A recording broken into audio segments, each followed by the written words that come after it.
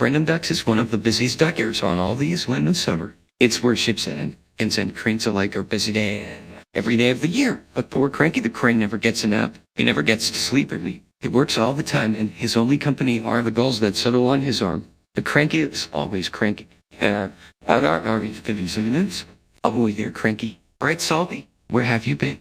Snapped Cranky. And a good day to you, Captain. Bill and Ben are out for work full of mischief. Hurry up. Snapped Cranky. I haven't got all day. You're no fun, grumbled Bill. You would be fun if you were stuck up here. Snapped Cranky. So that's why you're cranky? Said Bill. You're lonely? Said Ben. I'm not. Cranky crank.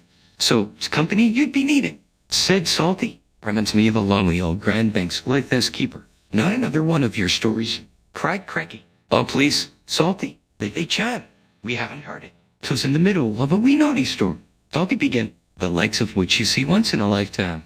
This made Cranky very cranky. So cranky that he swung his arm around and dropped the pipes onto the tracks instead of the trucks. Cranky hopes, said Cranky meekly. You've blown the main now, matey, said Salty. The Indians were trapped. You're gonna get into trouble, sang Bill, and then Sir Topham Hatt was in his office being measured for a new suit.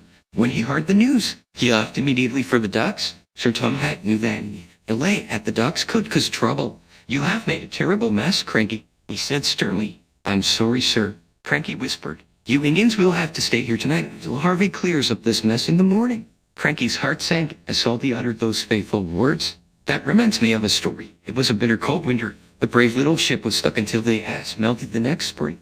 Barely made it round the Cape after 100 scary days at sea without a scratch. He sailed into port and crashed his bow in 50 feet from my buffers. Luckily no one was hurt, except my ears. Wild Cranky, well, he spent all night telling tales of powerful storms, fearing rescues and brave little ships. And when the sun rose, he was still talking and talking and talking. I can't take any more, groaned Cranky. Harvey the crane and arrived. Sir Topham had sent me to help clear away this mess. He puffed proudly. Cranky was so pleased the Indians would be going soon. He forgot to be cranky. I'll never misbehave again, he promised, as long as I don't have to listen to any more of Salty's stories. And after Harvey and the workmen had cleared the wreckage, Cranky worked hard all day.